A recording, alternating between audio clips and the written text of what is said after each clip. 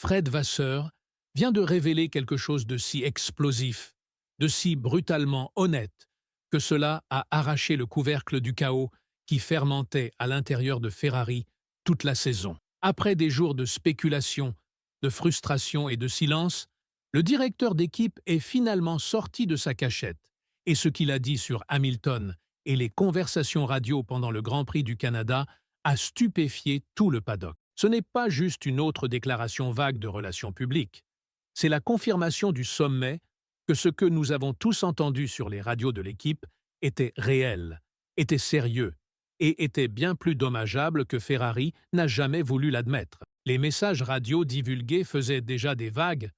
Hamilton confus et furieux à propos de problèmes de voiture inexpliqués, Leclerc doutant publiquement des appels de stratégie en pleine course, les deux pilotes sonnaient complètement déconnectés du mur des stands, et maintenant Vasseur s'est avancé et a admis que le Grand Prix du Canada était un effondrement total. Du crash de Leclerc aux essais libres, jusqu'aux qualifications désastreuses, jusqu'aux dommages de la voiture et aux mauvais appels de stratégie le jour de la course, le week-end était une tempête parfaite d'erreurs. Mais la partie la plus révélatrice, Vasseur n'a pas essayé de l'enjoliver. Il a ouvertement reconnu les erreurs.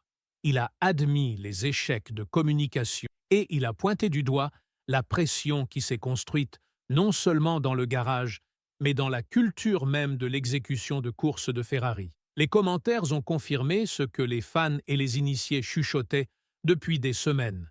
L'atmosphère à l'intérieur de Ferrari est tendue, réactive et instable. Vasseur est même allé jusqu'à dire que l'équipe fait trop d'erreurs, que les pilotes sont sous trop de pression et que le calme est désespérément nécessaire. Mais avec Hamilton et Leclerc maintenant ouvertement frustrés, ce calme semble plus loin que jamais. Alors qu'est-ce que Vasseur a exactement révélé?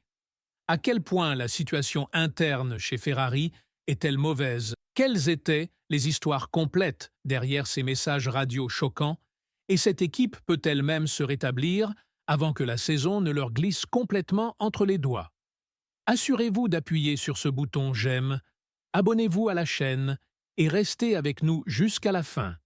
Parce que ce que vous êtes sur le point de découvrir sur Vasseur, Hamilton et l'implosion de Ferrari au Canada change tout. Le chaos qui a explosé le jour de la course s'était silencieusement construit tout le week-end. Cela a commencé avec un revers crucial, le crash de Charles Leclerc aux essais libres 1, qui a laissé Ferrari collecter des données avec seulement une voiture. Pour une équipe essayant de défier Red Bull et McLaren au sommet, ce n'est pas juste un hockey, c'est un cauchemar stratégique. Et les choses ne se sont pas améliorées à partir de là. Le samedi, pendant le troisième quart, Leclerc volait. Il a établi le premier secteur le plus rapide de tous, mais alors, inexplicablement, il a ralenti. Pourquoi? Parce qu'il s'est retrouvé coincé dans le trafic et Ferrari ne l'avait pas prévenu. C'était une panne de communication, une erreur de base au pire moment possible. Cette erreur a coûté cher à Leclerc. Elle a coûté à Ferrari une position sur la piste et elle a donné le ton pour ce qui allait devenir un accident de voiture d'un dimanche. Puis vint la course, et avec elle, un déroulement de proportions monumentales. Lewis Hamilton partant devant Leclerc aurait dû être la fer de lance de Ferrari. Mais, au lieu de charger vers l'avant, il fut immédiatement frappé par un mystérieux manque de performance. En pleine course, son ingénieur Riccardo Adami envoya un message glaçant affirmant « Nous voyons une perte d'appui aérodynamique dans la voiture, ou des dommages, peut-être 20 points manquants. » Hamilton, luttant déjà avec un arrière instable, répondit avec une confusion et une frustration croissantes. « Est-ce une perte d'appui arrière ?» demanda-t-il, parce que l'arrière est lâche, essayant clairement de comprendre ce qui se passait sous lui. La réponse, c'est assez équilibré. Ce moment seul en disait long. Hamilton décrivait une voiture qui était à la limite de l'inconduisible, instabilité arrière, incohérence de freinage, perte de puissance, et pourtant le mur des stands lui disait que tout avait l'air bien. La déconnexion était stupéfiante. Ce qui suivit fut une séquence de messages radio qui firent les gros titres mondiaux. « Pourquoi cette voiture est-elle si lente ?»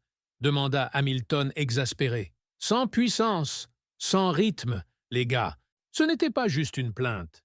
C'était le son d'un champion réalisant que la voiture qu'on lui avait donnée n'était pas apte à concourir, et quand l'équipe lui dit qu'il était à 25 secondes derrière, il explosa. Où ai-je perdu 25 secondes? Son ton était stupéfait, presque sarcastique. Il ne s'agissait pas d'être dépassé ou surpiloté. Il s'agissait d'être complètement laissé dans le noir, et son message était clair: si Ferrari avait un plan, il ne l'avait pas partagé avec lui. Pendant ce temps, Leclerc était enfermé dans une farce stratégique qui lui était propre. Quand on lui dit en pleine course de passer au plan B, il répondit brutalement: je pense plan C. Court, tendu, suggestif d'un pilote qui ne faisait plus confiance à ce qui venait du mur des stands. Puis vint le point d'éclair, Ferrari l'appela au stand et Leclerc explosa. « Pourquoi avons-nous stoppé? Pourquoi avons-nous stoppé ?» exigea-t-il. La réponse: « Nous sommes sur le plan B. » La réplique de Leclerc fut cinglante. « Oui, mais je disais juste que les pneus allaient bien. » Cette seule ligne disait tout. Ce mur des stands avait encore ignoré leur pilote. Leclerc gérait bien les pneus, avait clairement fait savoir qu'il voulait prolonger son relais, et pourtant, l'équipe l'avait outrepassé sans écouter. Ce n'était pas juste un faux pas tactique, c'était une rupture de confiance, et c'est là que les révélations post-course de Fred Vasseur frappèrent comme un coup de tonnerre. Parlant à Sky Sports Formule 1, Vasseur ne dévia pas. Il n'édulcora pas le désastre. Il reconnut que le week-end était criblé de problèmes, trop nombreux à compter. Une voiture roulant aux essais libres 1, mauvaise communication en qualification, une stratégie le dimanche qui ne fonctionnait tout simplement pas. C'est trop pour un seul week-end, admit-il. Venant d'un directeur d'équipe, c'est un aveu extraordinaire. Mais ce qu'il dit ensuite fut encore plus choquant. Quand on lui demanda à propos de la stratégie d'arrêt au stand, Vasseur dit: peut-être qu'une stratégie d'un arrêt aurait pu fonctionner, mais nous ne connaissions pas la durée de vie possible des pneus médiums. Laissez cela s'imprégner. Ferrari, l'une des plus grandes équipes les mieux financées de Formule 1, est entrée dans un Grand Prix sans savoir combien de temps leurs pneus pouvaient durer. Ils devinaient au milieu d'une course avec un champion du monde 7 fois et un talent générationnel dans leur voiture. Ce n'est pas juste un échec opérationnel, c'est de la négligence. Vasseur essaya de minimiser les dégâts, insistant que les mises à jour arrivent bientôt et que l'équipe doit se concentrer sur elle-même, plutôt que de paniquer, mais ses propres mots trahirent la vérité plus profonde. « Nous n'avons pas fait un travail propre ce week-end, dit-il. Et pour Hamilton et Leclerc, cette déclaration était juste la confirmation de ce qu'ils avaient crié dans la radio. Leclerc et Hamilton ne faisaient pas de caprices. Ils livraient des critiques cliniques et calculées d'une équipe qui ne performait tout simplement pas, et maintenant que Vasseur les a soutenus publiquement, il est clair que ce n'était pas juste des explosions émotionnelles, c'était des symptômes d'un problème plus profond. Les problèmes de Ferrari ne sont plus cachés. Les messages radio ont exposé le chaos en temps réel. L'interview de Vasseur a confirmé que l'équipe est consciente et dépassée, et maintenant, les projecteurs sont aveuglants. Le prochain Grand Prix ne sera pas juste à propos de combattre Red Bull et McLaren, ce sera à propos de prouver que Ferrari peut se maintenir ensemble sous pression, parce que s'ils ne peuvent pas, ce partenariat de rêve Leclerc et Hamilton pourrait se transformer en l'une des plus grandes occasions manquées de l'histoire de la Formule 1. Alors, ne pensez même pas à détourner le regard, parce que ce qui arrive ensuite pourrait redéfinir tout ce que nous pensions savoir sur ce projet Ferrari. Le Grand Prix du Canada n'était pas juste une mauvaise journée au bureau, c'était un miroir tenu face à la structure même de l'équipe. Le chaos radio, les décisions déconcertantes, le manque complet de clarté, tout cela a révélé des fissures qui vont bien au-delà des pilotes. Ce dont nous sommes témoins pourrait bien être le début d'une crise non seulement dans les résultats, mais dans l'identité. Que représente Ferrari maintenant? Précision, excellence, stratégie ou confusion, occasion manquée et déconnexion interne? Et voici la partie effrayante.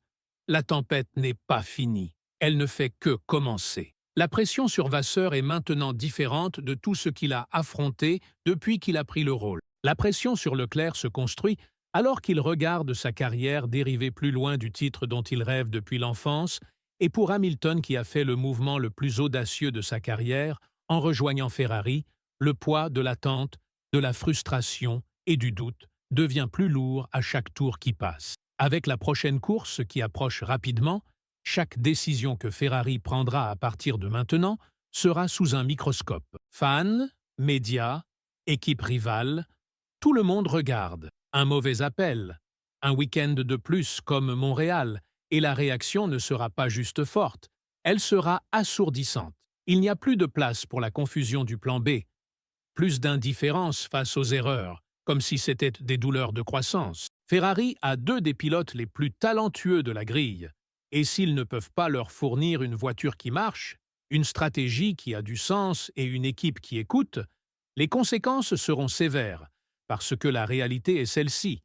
Les équipes peuvent se remettre de mauvais résultats, elles peuvent rebondir de revers techniques, mais une fois que vous perdez la confiance de vos pilotes, une fois qu'ils arrêtent de croire que l'équipe sait ce qu'elle fait, c'est alors que le vrai effondrement commence et basé sur ce que nous venons d'entendre à la radio et ce que Vasseur a maintenant admis devant le monde, cette confiance ne tient qu'à un fil. Alors la vraie question n'est pas de savoir si Ferrari peut être rapide, c'est de savoir s'ils peuvent être intelligents, s'ils peuvent reconstruire l'unité, s'ils peuvent faire taire le chaos, bloquer le bruit et livrer la performance et la précision que leur histoire exige.